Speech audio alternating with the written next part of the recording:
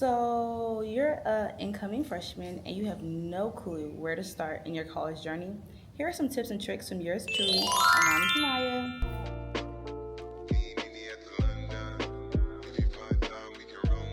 Okay, hey y'all. If you are new to this channel, my name is Armani Kimaya and I am a rising senior at the University of Georgia. I major in health promotion with a minor in health policy and global health. And I just wanted to give y'all some tips and tricks that I wish I kind of knew going into college my freshman year as a first generation traditional college student. So, the first tip I have, and hopefully y'all can hear me because I am outside because I wanted to touch grass today and I thought it would be the perfect place to film a video for y'all, especially since I'm outside on my college campus. But yeah, so my very first tip and trick for you is stay in the books but be outside too, okay? Clark it. So basically, schoolwork always comes first. You're always going to have a test, you're always going to have an exam, or you're going to always have something that you need to be preparing for and studying for. And you did come to school to be successful and, you know, get that bag and get that degree. However, staying in your dorm is not going to help you get that bag and get that degree, especially when it comes to who you know and not what you know.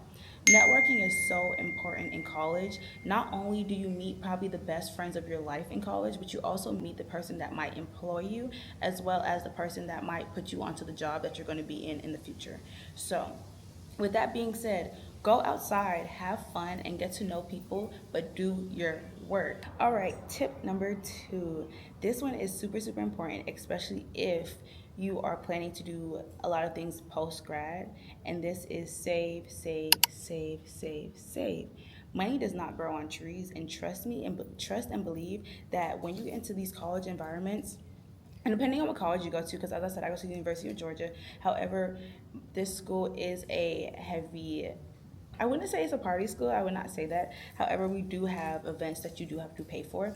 And so if I did not have money, I would not be going to these events. And so I'm telling y'all now, save, save, save. Save while you're in college. Save while before you get to college. If you have a summer job, save, because having money in your pocket is so beneficial. Like, for the smallest things in the world, because sometimes when that dining hall food gets bad, you're going to want to go to like the plaza, the student center, and get you Chick-fil-A or get you Panda Express. And if you don't have money, you're going to be miserable. And then if you want to go to an event and you can't afford to go, like, you're going to be in your room all day. So, and the events aren't expensive, trust me, like $10, $20. But if you don't have $10 and $20 in your pocket, then it's expensive. And also, save for spring break, because even the little trips like going to Florida with your friends, or if you want to go somewhere bigger like Mexico, saving early is the best thing to do, because when it comes up, you're not going to want to save that fast, or you probably won't be able to save that fast because it's going to be a lot of money in a short period of time. Number 3. So, everyone's journey is not your journey. Y'all, let me say that again. Everyone's journey is not your journey. If they are a business major, if they are a STEM major, if they are a marketing major, if they are a journalism major, their journey is nobody's journey is going to be the same. No matter if you have the same major or not, your journey is completely unique to you. So do not compare yourself to anybody else other than the person in the mirror. If you cannot compare yourself to yourself, then you should be comparing at all. That being said, yes, it is good to look at people who are in your career as well as following the goals that you have, or people who are doing the things that you want to do. It is good to look at them for inspiration, but not to compare yourself to them, because what is for you is for you, and what is for you will never ever pass you. So I say this because I know a lot of people I know get a lot of internships, and then there's some people that don't get internships and believe that they're less than due to the fact that they haven't gone to an internship. And I know they have applied to a lot of internships. However, just because you don't have an internship doesn't mean that you're not going to get a job in the future. Like, some jobs do require you to get an internship, but if that is the requirement for your job, you will get an internship on that. As well as, do not think in your freshman year that you need 10 internships. You don't. Freshman year, I will say the biggest tip I wish somebody told me is take your freshman summer off. Do not think you have to rush and be here, there, freshman summer. No. You just completed your first year of college. Take that in, take a beat, go home, be with your family, because after that, you probably won't have another summer again. You're going to do internships, you're going to be taking classes that you know you need to be taking to maybe graduate on time or graduate early, and just kind of setting yourself up for your future goals. So, freshman year, summer, take a beat. You do not need to overextend yourself so early, especially at a young age, because burnout in college is so real. Know yourself, wrong, learn yourself. The best part of college is learning who you are and who you're going to be. Because I think when I came into college, I thought I knew who I was, and I did know who I was as a person, but for that time period, I think the person that I was during that time of my life is not the person that I am today, and it can never be that person. I would never be that person again. High school me is not college me, and I'm thankful and grateful for it. I'm grateful for all the lessons that I've learned, and I think if I learned these things that I learned in high school, I would not have been able to comprehend everything. So everything I have learned has not only made me a better person, but it has made me a better student, a better girlfriend, even though I'm not in a relationship, but a better girlfriend as well as a better friend in general. So yeah, learn yourself, learn what you like, learn what you don't like, learn how to say no, learn how to say yes. Sometimes saying yes is harder than saying no, and saying no is harder than saying yes. So like kind of learn yourself in those aspects. My sixth tip is explore all of your interests. So college is a place where everyone's niche interests have the time to shine, whether this is anime, linguistics, poetry, singing, whatever. College has a club for you. Most colleges do. Don't be afraid to explore these interests, because the only thing you will find are people that are just like you, or people that have the same interests as you. And trust me, college is not like high school. Nobody's gonna bully you for liking anime. Trust me. So yeah, go out, seek it, and if you cannot find it, create it. I created my own club at UGA, and I created it because they did not have a club like the one that I wanted, so I created it for me. Create spaces that you want to be in. If you're in a space and you're just like, I want to see this at my school, create it. Find three people that also agree with you and have them join your club, and then make the club official, get funding, do all the things that you need to do in regards of that. In regards to that, and if y'all ever want a video on that, just let me know. Mine is of course going to be specific to my college, but I can give you tips and tricks on how to do that as well. Hopefully y'all can hear me. It just started pouring down raining, so I might have to move inside, but I don't want to mess up the aesthetics of the video. So the next one is be intentional. And I'm also looking at my iPad. If you see me look this way, I'm looking at my iPad. But it's be intentional. So make sure whatever you do, you have an intention of carrying it out / following through with it. So reach out. If you said you want to go to lunch, or if you said you want to get coffee or whatever, and you just want to meet somebody that you've never met before, be intentional. As soon as you say that, text them and say, hey, these are my dates and this is the time I'm available. Please send me your dates and the time you're available, and let's make something work.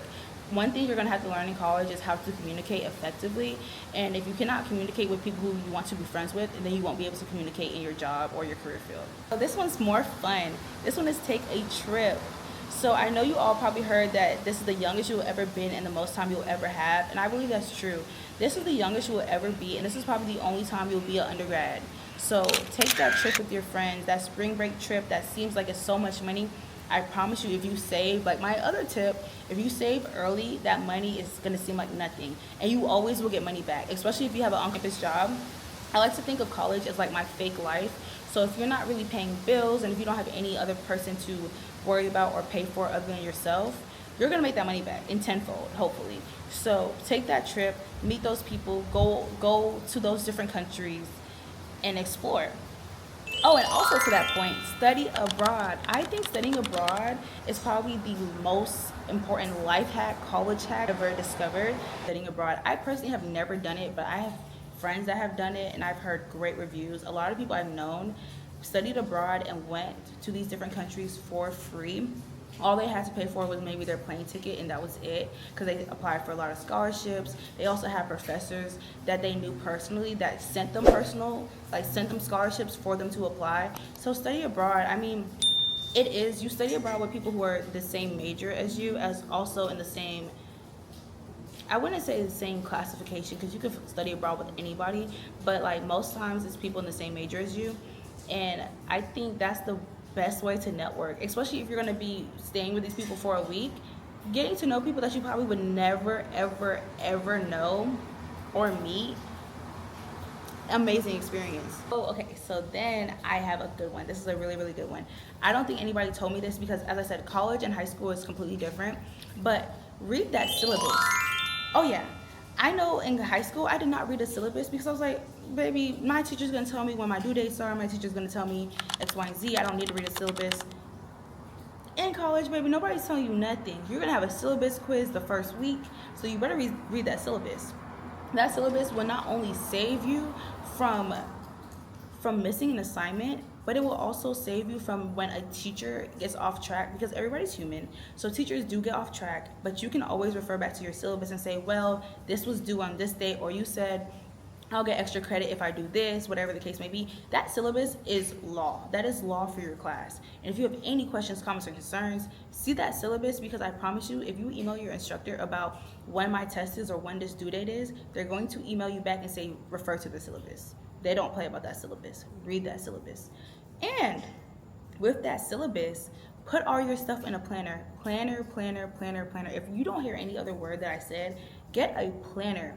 For the first 3 weeks, put all of your assignments in that planner. For the first month, put all of your assignments in a planner. And then after that, just keep on adding assignments as you go.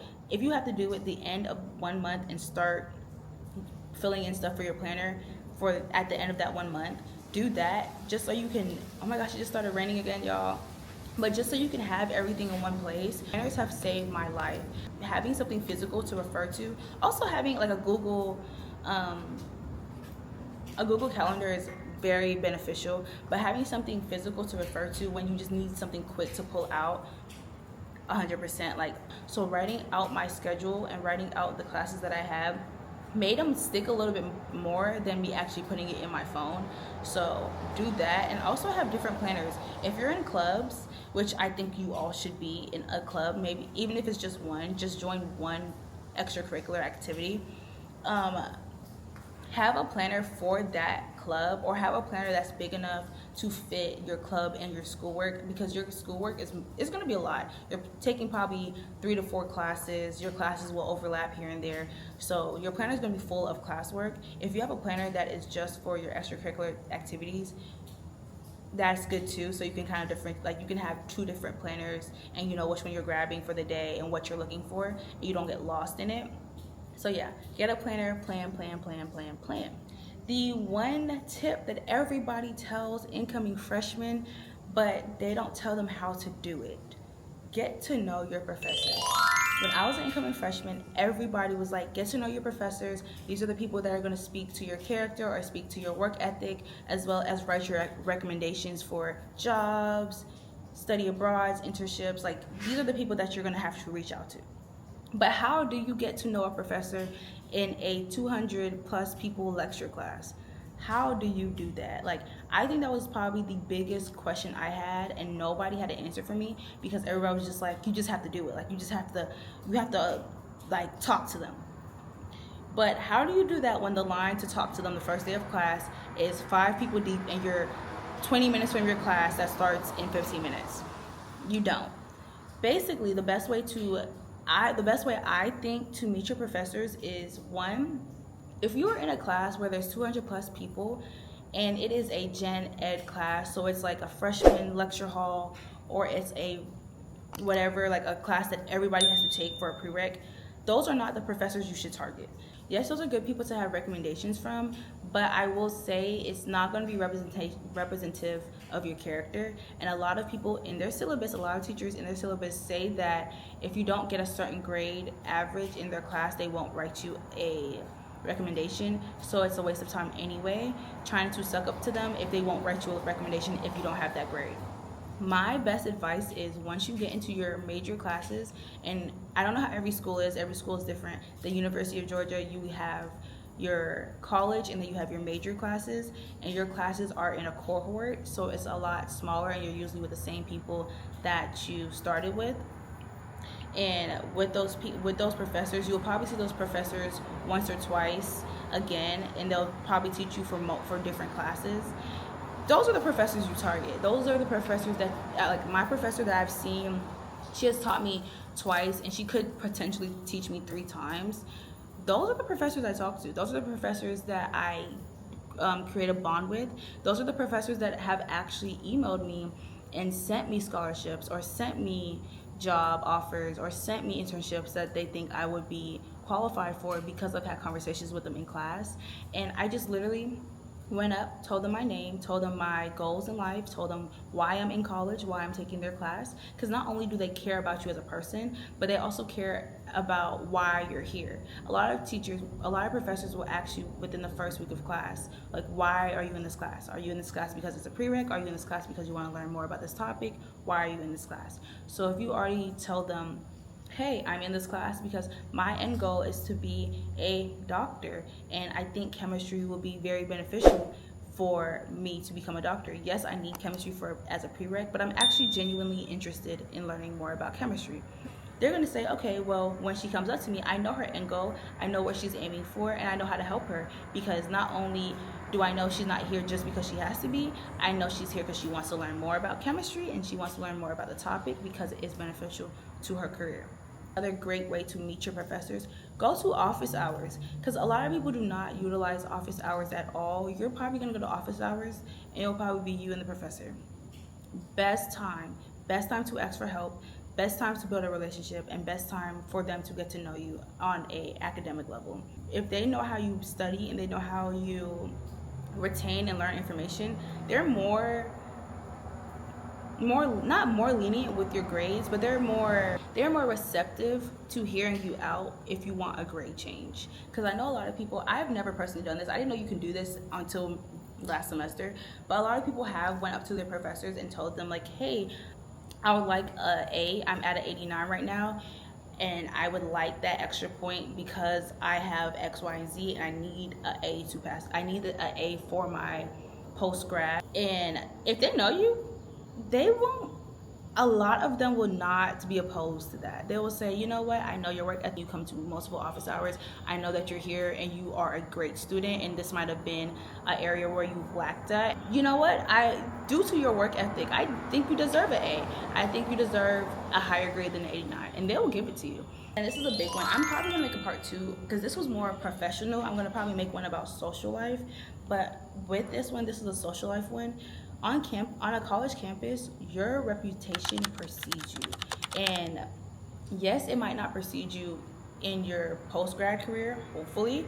You never know who might be your boss or who might know your boss, but it's the same way as high school. I hate to say that, but if you do something your freshman year, they're gonna remember it. The people who are above you, like the seniors, we might not hear it, but when it is important and maybe your name comes up, that will be followed with your name. As well as, now, when I say precede you, your teachers hopefully would never find out unless it's something scandalous. College professors are probably the people that you see the least of, other than class and office hours. I personally have never seen a professor outside of a class setting. So it's not like you'll have to worry about your professors knowing these things, but your peers most definitely will. So just remember, your reputation will precede you. So I'm not just saying a bad reputation, a good one will precede you too. I will say that in college, being a good person takes you a long way. A lot of people I've met, the biggest thing I can say is when I met them, they were the nicest person I ever met. And that goes a long way, because now when that person that I just said that, hey, like, this person I met, like, they were the nicest person I ever met, I had the best conversation with them, they're gonna go to that person and they're gonna go in with a more open mind, because they know that, hey, they've gotten a good review. I know that if I come up to this person and ask them for help, they're not going to push me away or be mean to me. They probably will be very helpful. So yeah, let me ask them for help. I will say people in college are somewhat more open-minded than people in high school or people that are in middle school or whatever the case may be. I know I'm talking to high schoolers and upcoming seniors, but I know anybody can be watching this video.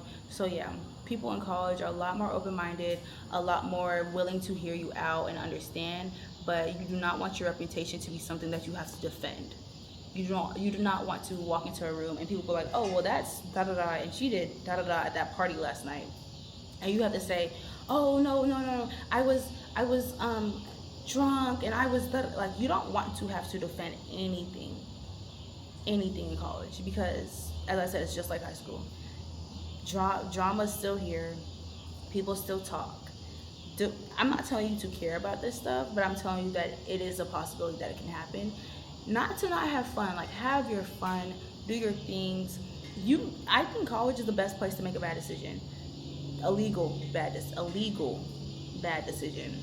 But make a bad decision because it's like you less have to worry about the consequences and you have more time to rebrand and rebuild, but you don't want to have a reputation that you can't come back from. As of right now, that is all I have for you today. Please let me know if you want any more tips or tricks. Just go ahead and leave a comment down below. I am more than happy to explain or expand on anything. And as I said, I'm probably gonna make a part 2 on social aspects of college because this was very professional and this was very cutesy, but we can get into like the other side of college if y'all want to. So yeah, just don't forget to like, comment, and subscribe, and I'll see y'all in my next video. Bye, and congratulations to the class of 2029 for getting into college. I'm so proud of y'all.